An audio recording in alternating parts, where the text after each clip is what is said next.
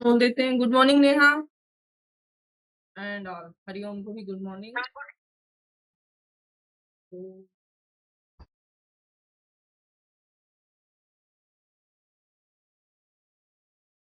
LLB second semester, subject है law of crime. IPC थोड़ा time ज्यादा ले रहा है क्योंकि इसमें बहुत सारे टॉपिक है ना। IPC part 2। हम क्या पढ़ रहे हैं? बीएनएस सेक्शन, इससे मिला देते हैं। ठीक है, आज का टॉपिक है संपत्ति। चैप्टर 70 चल रहा है। आईपीसी और बीएनएस दोनों में सेम चैप्टर है, संपत्ति के विरुद्ध अपराध। यही चल रहा है ना, संपत्ति के विरुद्ध अपराध। नाउ इसी का एक टॉपिक है आपराधिक दुर्विनियोग। आपराधिक मतलब कोई क्राइम है, ठीक है, और क्या हो रहा है? दुर्विनियोग हो रहा है। तो संपत्ति के चैप्टर में है तो संपत्ति से ही संबंधित होगा। जैसे मैथ के चैप्टर में कुछ हो तो मैथ से संबंधित होता है ना। तो कैसा अपराध है? संपत्ति से संबंधित अपराध है, ठीक है। नाउ इंग्लिश में इसको क्या कहते हैं? संपत्ति का आपराधिक, चाहे संपत्ति का आपराधिक दुर्विनियोग, ये चैप्टर का नाम है, ठीक है। सेक्शन का क्या नाम है? सेक्शन 314 में दिया हुआ है संपत्ति का बेईमानी से, संपत्ति का बेईमानी से दुर्विनियोग, ठीक है।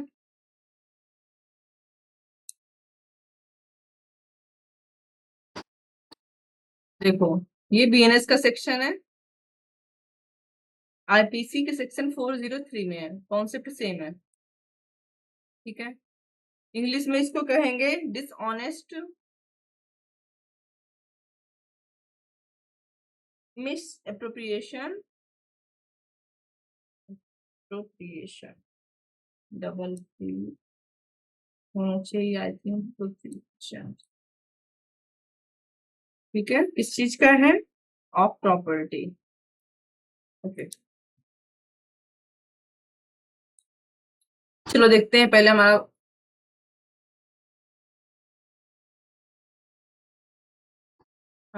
बेयर एक्ट क्या कहता है। एक बार बेयर एक्ट का पूरा सेक्शन देख लेंगे, फिर हम लोग वापस इस पे आएंगे, ठीक है। Okay.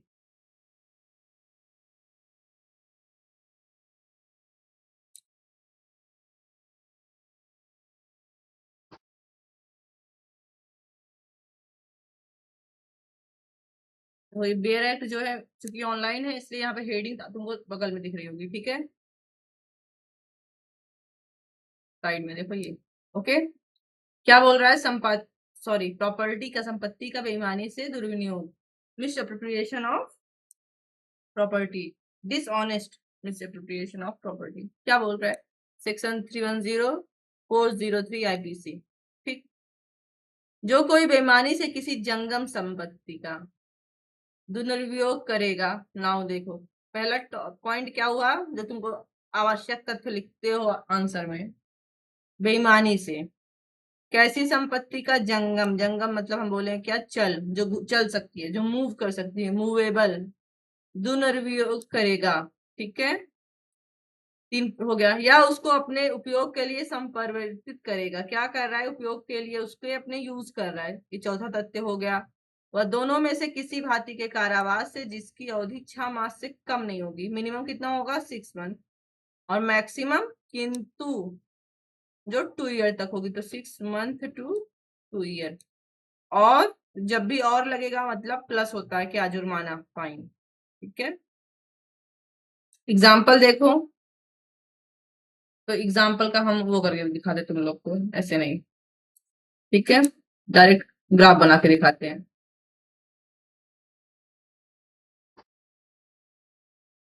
सबसे पहले क्या बोल रहा है सेक्शन?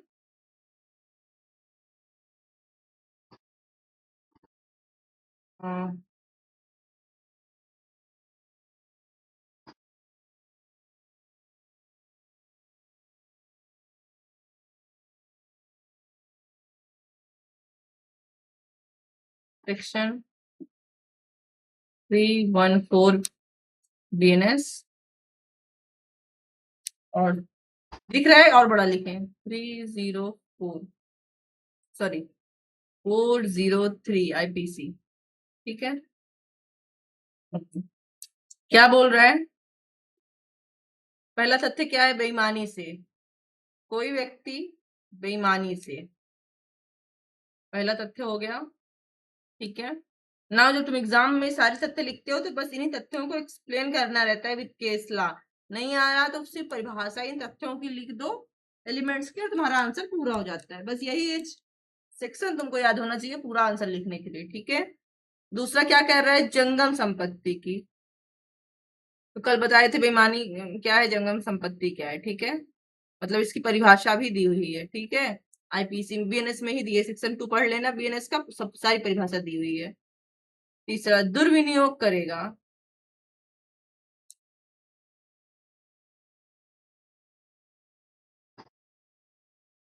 या क्या करेगा? या चौथा, या चौथा तथ्य इसके नीचे लिखते हैं। क्या करेगा? अपने लिए यूज करेगा। ठीक है, अपने लिए संपरिवर्तित कर लेगा, अपने लिए क्या करेगा? यूज कर लेगा। तो वो क्या कर रहा है?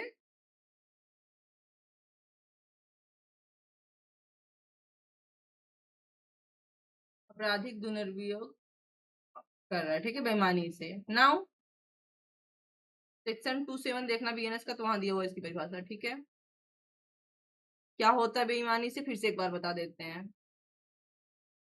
सदोष अभिलाभ या सदोष हानि करना, अभिलाभ या सदोष हानि करना।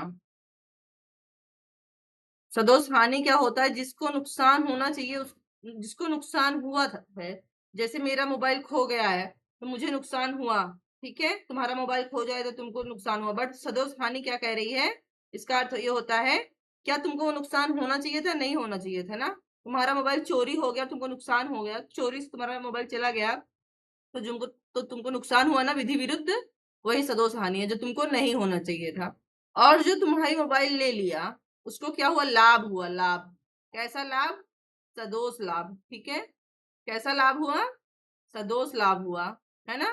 क्या उसको ऐसा होना चाहिए था? नहीं होना चाहिए था, तो उसको सदोष अभिलाभ, लाभ तो हुआ है, कैसा हुआ है?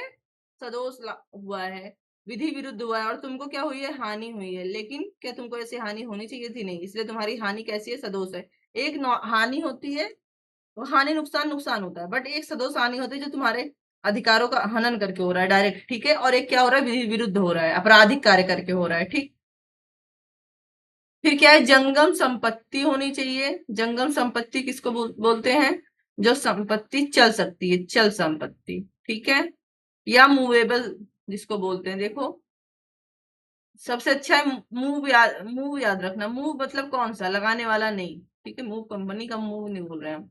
मूव मतलब क्या होता है? घूमना टहलना ही होता है ना, तो बस वही वाला मूव। ठीक है, नाउ इन सब की परिभाषा दी हुई है। अगर तुमको सेक्शन 2 याद कर लोगे तो ये तथ्य लिखते समय इनकी भी परिभाषा और कौन सा सेक्शन में दिया हुआ है वो लिख दोगे, तुम्हारा काम हो जाएगा, है ना। तो बहुत एक्स्ट्रा चीज मिल जाएगी, है ना। हर परिभाषा में तुम लिख सकते हो ये चीज। क्या कर रहा है? दुर्विनियोग कर ले रहा है या संपरिवर्तित कर ले रहा है। ठीक है, कैसे कर रहा है ये हम एग्जाम्पल से भी इसके देखते हैं। तो उसको दंड दिया जाएगा। नाउ कितना दंड दिया जाएगा ये देखते हैं हम। क्या बोल रहा है?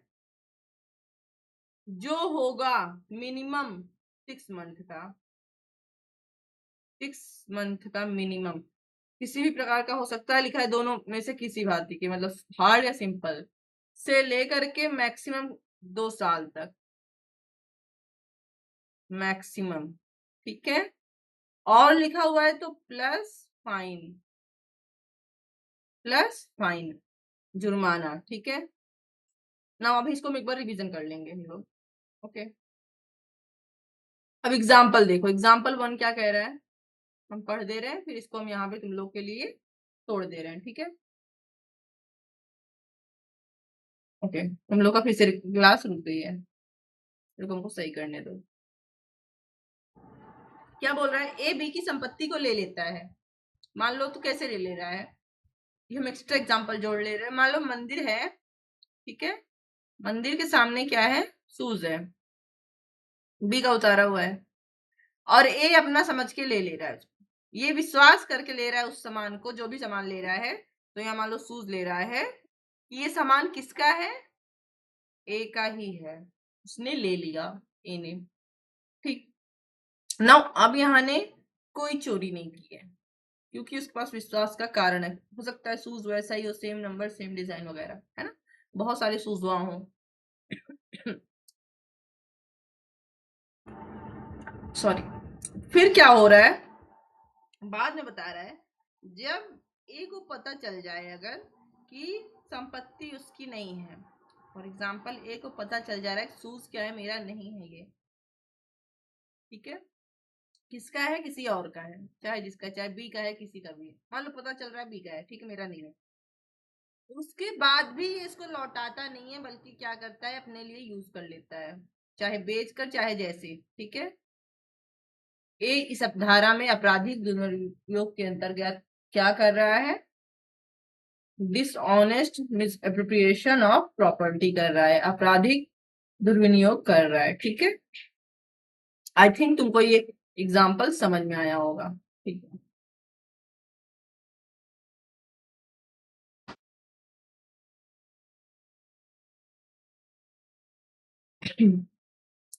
दूसरा एग्जाम्पल भी देखोगे।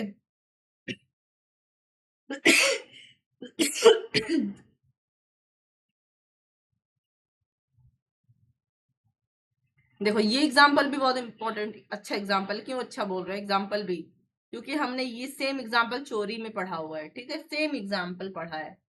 क्या पढ़ा है, ए जो है बी का फ्रेंड है, बी की घर में अपनी पर्सनल लाइब्रेरी है, ठीक है। ए जाता है बी की लाइब्रेरी में, क्या करता है, एक बुक लेता है, ठीक है, और लेकर चलाता है, बी से पूछता नहीं है, बिना उसकी सहमति के। तो चोरी का पहला तथ्य सहमति ना होना, और दूसरा क्या है, चोरी का तत्व बेईमानी पूर्वक, बट यहाँ बेईमानी पूर्वक आशय, अगर ये दोनों, और तीसरा क्या है, हटाना, ठीक है, या ले जाना, ये तीन तथ्य होने चाहिए।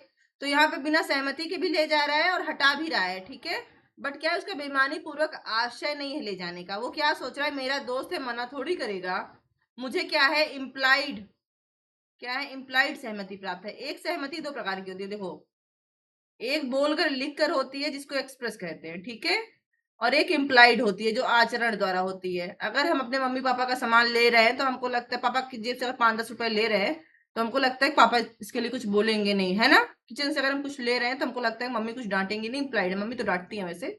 आचरण है, अगर अपने दोस्त की बुक नोट से ले रहे हैं बिना बताए तो ऐसा लगता है कि उसका सहमति प्राप्त होगा, ठीक है। ये लेकर चला या पढ़ा, इसने चोरी नहीं की, क्यों, क्योंकि अभी इसका बेईमानी पूर्वक आशय नहीं है, ठीक। नो प्रॉब्लम कहाँ आती है, सेम एग्जाम्पल चोरी का, सेम कॉपी पेस्ट है, ठीक, तो ये आपराधिक दुर्विनियोग में कैसे जाएगा, ठीक है। अब बोल रहा है कुछ दिन बाद इसका आशय बदल गया, अब ये क्या करता है, बुक को लौटाता नहीं है, और ना ही दोस्त को बताता है कि मेरे पास बुक क्या है, बुक को क्या करता है, चुपचाप बेच लेता है, क्या करता है, बेच लेता है अपने लिए और पैसा रख लेता है, ठीक है। अब इसने क्या किया है, इस सेक्शन के अंदर अपराध किया है, आपराधिक दुर्विनियोग किया है। तो ये सारे एग्जाम्पल तुम लोग एग्जाम में लिख सकते हो, सारे टू द पॉइंट है। एग्जाम्पल ऐसे ही तुमको लिखना है, अगर ये कौन सा एग्जाम्पल नंबर है ये भी नहीं याद है तो ऐसे लिख सकते हो, एक और एग्जाम्पल, एक और एग्जाम्पल, ठीक है, 3 एग्जाम्पल हैं इसमें। देखो एग्जाम्पल 3, ये सारी चीज तुम लिख दोगे बस, एग्जाम में बस पर्याप्त है, ठीक है। केस लिख दो एक बस। एग्जाम्पल सी, जो वनडे और जुडिशियल पेपर दोगे ना तो वहां पूछते हैं, क्या ये एक घोड़ा है, नाउ दिस इज घोड़ा, मेरा घोड़ा तो ऐसे भैया, मेरे पास घोड़ा उड़ा है ना तो ऐसे बना दे रहे हैं, ये घोड़े की पूछ, ठीक। इसके दो संयुक्त स्वामी है, मतलब दो लोग ए और बी है, इन्होंने मिलकर क्या किया है, घोड़े को खरीदा है, ठीक। नाउ जो ए है घोड़े को ले जाता है यूज करने के लिए, ठीक है। तो ए ले जा रहा है तो बी के पूरे कब्जे से ले जा रहा है, तो चूंकि स्वामी दोनों है तो कब्जे का कोई प्रश्न नहीं उठ रहा है ना, क्योंकि इसको अधिकार भी है ले जाने का। तो यहाँ पे ना चोरी हो रही है ना आपराधिक दुर्विनियोग हो रहा है, ठीक है। अब क्या करता है, एक घोड़े को बेच लेता है, ठीक है, इसको बेचने का भी अधिकार है, नो प्रॉब्लम, ठीक है। लेकिन बेचने के बाद मान लो उसको 100 रुपए मिला, तो जितना उसको आगम मिलता है, यहाँ लिखा हुआ है जितना उसको आगम मिलता है उसमें बी का हिस्सा बनेगा कि नहीं, बताओ तुम लोग, हरिओम बताओ। मान लो 100 रुपए में घोड़ा बेचा तो बी का कितना हिस्सा बनेगा, हरिओम, मैसेज में बता रहे हो क्या, ठीक है। शिल्पा तुम बताओ कितना शिल्पा है क्लास में, नहीं है, सविता है। सविता तुम बताओ कितना बनेगा दोनों का,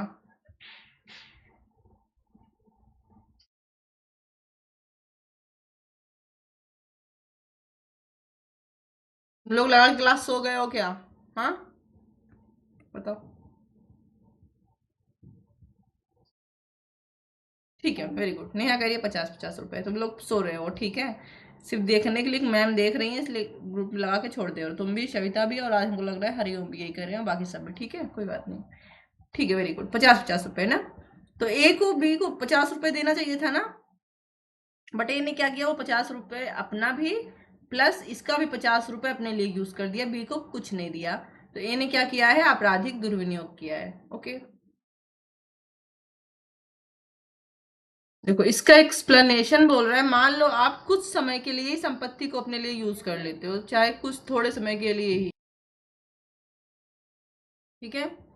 मान लो फॉर एग्जांपल आप क्या करते हो, उसका किसी की बल्टी अपनी बल्टी समझ के उठा ले जाते हो, लेकिन पता करने के बाद अगर उसको आप 10 सेकंड के लिए भी एक्स्ट्रा यूज कर ले रहे हो तो आप ये अपराध कर रहे हो, ठीक है। अगर आप थोड़े समय के लिए भी यूज कर रहे हो, किसमें लिखा हुआ है, इसी के एक्सप्लेनेशन में लिखा हुआ है, ठीक है। थोड़े समय के लिए भी यूज कर रहे हो तो आप ये अपराध कर रहे हो।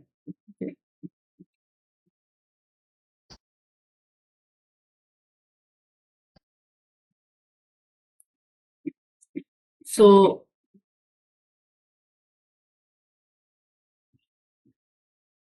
देखो एग्जाम्पल दिया हुआ है, ठीक है। काय को या का एक सरकारी वचन पत्र मिलता है जिस पर निरंक पृष्ठांकन है। का यह जानते हुए कि वचन पत्र या का है, उसे ऋण के लिए प्रतिभूति के रूप में बैंकर के पास इस आशय से गिरवी रखता है कि वह भविष्य में उसे या को प्रत्यावर्तित कर देगा। का ने इस धारा के अधीन अपराध किया, ठीक है। इसका एग्जाम्पल ऐसे समझो, ये वाला एग्जाम्पल क्या बोलने की कोशिश कर रहा है, मान लो ए का हार है, ठीक है, सोने का, और बी को मिलता है, गिरा मिलता है, बी को पता है ए का है, तो बी क्या करता है, उसको ले जाके सुनार के पास गिरवी रख देता है इस आशय से कि भैया मैं कुछ समय तक अपने पास गिरवी रख के हमको पैसा मिल जाएगा, हम यूज करेंगे, और बाद में इसको छुड़वा के हम क्या करेंगे, ए को वापस कर देंगे। आपने ये अपराध किया है, भले ही आपने कुछ समय के लिए उसका यूज किया, आपने आपराधिक दुर्विनियोग किया है, ठीक है। ये वाला एग्जांपल, जिस व्यक्ति को ऐसी संपत्ति पड़ी मिल जाती है जो किसी अन्य व्यक्ति के कब्जे में नहीं है और वह उसका स्वामी है के लिए उसको संरक्षित रखने या उसके स्वामी को प्रत्यर्थित करने के प्रयोजन से संपत्ति को लेता है, वह ना तो बेईमानी से उसे लेता है ना बेईमानी से उसका दुरुपयोग करता है, किसी अपराधी का दोषी नहीं है, किंतु वह ऊपर परिभाषित अपराध का दोषी है यदि उसके स्वामी को जानते हुए, खोज निकालने के साधन रखते हुए, या उसके स्वामी को खोज निकालने और सूचना देने का युक्तियुक्त साधन उपयोग में लाने और उसके स्वामी को उसकी मांग करने के समर्थ करने के लिए उस संपत्ति को युक्तियुक्त समय तक रखने के पूर्व अपने लिए भी नियोजित कर लेता है। नाउ देखो क्या बोल रहा है ये, एक्सप्लेनेशन 2 क्या बोल रहा है,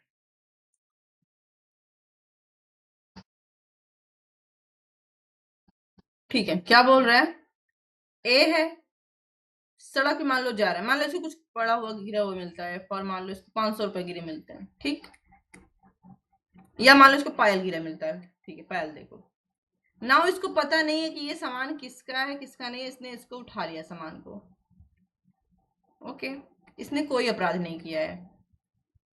अब देखो, लेकिन अगर इसके पास तरीका है कि पायल के मालिक को खोजा जाए, कैसे खोजेगा, या तो जानता हो कि कौन किसका पायल खोया है ना, या तो खुद मालिक को जानता हो, या अन्य साधन द्वारा, जैसे आजकल तो इंसान सोशल मीडिया पे डाल देता है, आईडी कार्ड वगैरह रहता है ना, या पुलिस की सहायता लेकर, ठीक है, ये सारे तरीके इसके पास उपलब्ध हैं पता करने के, ठीक है, और ये जानता है इससे पता चल जाएगा, बट ये नहीं पता करता और क्या करता है, सामान का यूज कर लेता है। अब इसने आपराधिक दुर्विनियोग किया है, यह एक्सप्लेनेशन 2 बोल रहा है, ठीक है। ऐसी दशा में युक्त साधन क्या है, तथ्य का विषय होगा। यह आवश्यक नहीं है कि पाने वाला यह जानता हो कि संपत्ति का स्वामी कौन है, या कि कोई विशिष्ट व्यक्ति उसका स्वामी है। यह पर्याप्त है कि उसको विनियोजित करते समय उसे यह विश्वास नहीं है कि उस संपत्ति की अपनी संपत्ति, या स्वभाव पूर्वक यह विश्वास है कि उसका असली स्वामी नहीं है, ठीक है। ये क्या बोल रहा है, यह आवश्यक नहीं है, लास्ट पैरा बोल रहा है कि यह आवश्यक नहीं है, क्या बोल रहा है, यह आवश्यक नहीं है कि जो व्यक्ति है वो जानता हो कि संपत्ति का स्वामी कौन है, ठीक है, स्वामी कौन है, या युक्त क्या कहते हैं, संपत्ति का क्या कहते हैं, स्वामी खोजा जा सकता है या नहीं खोजा जा सकता, इतना पर्याप्त है। अगर वह जानता है कि यह संपत्ति मेरी नहीं है, पूरा विश्वास है उसको, ठीक है, संपत्ति मेरी नहीं है, इसका पूर्ण विश्वास है,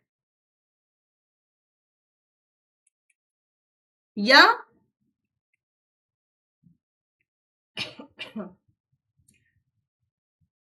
या उसको यह सद्भाव पूर्वक विश्वास नहीं है कि स्वामी नहीं मिल सकता, ठीक है, तब आपराधिक दुर्विनियोग होगा। कुल मिला के दूसरे की संपत्ति का यूज कर लेना, ठीक है, टॉपिक है ये। ठीक है, फिर ढेर सारे क्या कहते हैं एग्जाम्पल है इसमें, देखो पहला एग्जाम्पल देख लेते हैं, सारे एग्जाम्पल नहीं देखेंगे, ज्यादा हो जाता है ना। एग्जाम्पल ए क्या बोल रहा है, ए है, उसको सड़क पर 1 रुपया मिलता है, ठीक है, ए को यह नहीं पता कि रुपया किसका है, वो रुपये को उठा लेता है, ठीक है, उसने कोई अपराध नहीं किया है, जाहिर सी बात है 1 रुपया किसका है पुलिस भी नहीं ढूंढ पाएगी, है ना। नाउ लास्ट देखते हैं एग्जाम्पल एफ, क्या बोल रहा है, ए है, उसको क्या मिलता है, एक अंगूठी गिरी मिलती है, ठीक है, ना उसको पता नहीं कि संपत्ति का स्वामी किसका है, ठीक है, लेकिन वो उसको ढूंढने की भी कोशिश नहीं करता। देखो अगर किसी की अंगूठी खोई है तो जाहिर सी बात है कि वो ढूंढेगा जरूर, चाहे पुलिस ही ढूंढे, चाहे जाके पुलिस में शिकायत करो, और तुरंत बिना देखो ढूंढने की कोशिश किया, नहीं मिला, उसके बाद आप यूज कर सकते हो, ठीक है, उसको तुरंत यूज कर लेता है, तुरंत बेच के यूज कर लेता है, कैसे बेच देता है, नाउ उसने इसका अपराध किया है, क्या किया है, आपराधिक दुर्विनियोग, डिसऑनेस्ट मिसएप्रोप्रिएशन ऑफ प्रॉपर्टी किया है, ठीक है, लास्ट वाला एग्जांपल था, ओके। ये वाला एग्जांपल भी अच्छा है, देखो ये वाला सेक्शन क्या, सेक्शन 315 बीएनएस का है, और 404 आईपीसी का था। क्या है ये, ऐसी संपत्ति का बेईमानी से दुर्विनियोग जो मृत व्यक्ति की मृत्यु के समय उसके कब्जे में है, ठीक है, कोई व्यक्ति है, एक व्यक्ति है जो मर गया, मरे हुए व्यक्ति के शरीर पर से आप कोई सामान उतार रहे हो, इस आशय से कि उसको यूज कर सकोगे, यूज मतलब फिर से वही दुर्विनियोग कर सकोगे, ठीक है, अपने यूज के लिए, तब आपका दंड बढ़ जाएगा, ठीक है, कैसे बढ़ जाएगा,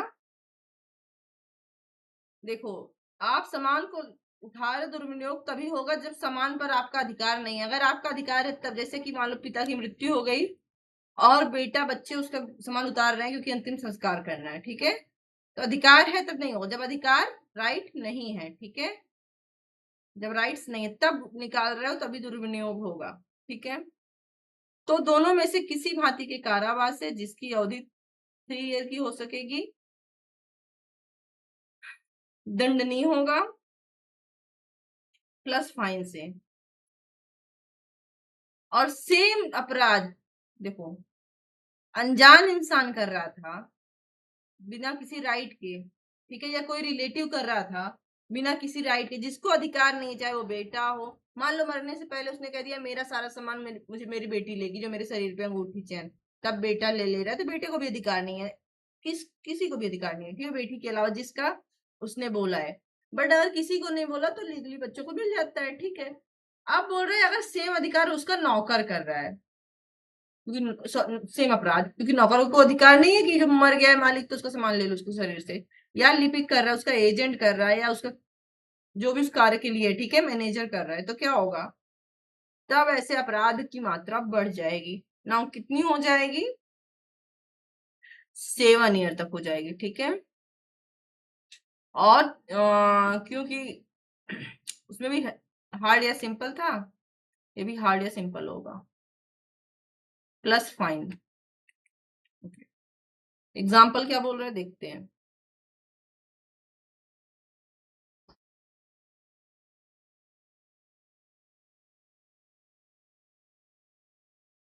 देखो बोल रहा है एक के कब्जे में फर्नीचर और धन था। एक के कब्जे में क्या था, एक फर्नीचर था प्लस धन था।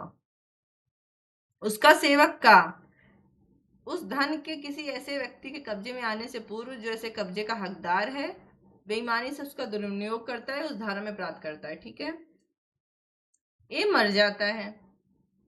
मरने के बाद जो उसका धन था, मान लो उसका जो लीगल राइट, मान लो वाइफ बच्चे जिसको मिलना चाहिए था, उसको मिलने से पहले उसका नौकर निकाल लेता है उसके शरीर से, अंगूठी कुछ भी। तो अब नौकर को इस धारा के अंतर्गत आएगा, है ना, और उसको कितना मिलेगा, 7 साल प्लस फाइन। लेकिन अगर यही काम कोई और करता तो कितना मिलता, कोई और व्यक्ति करता काम यही तो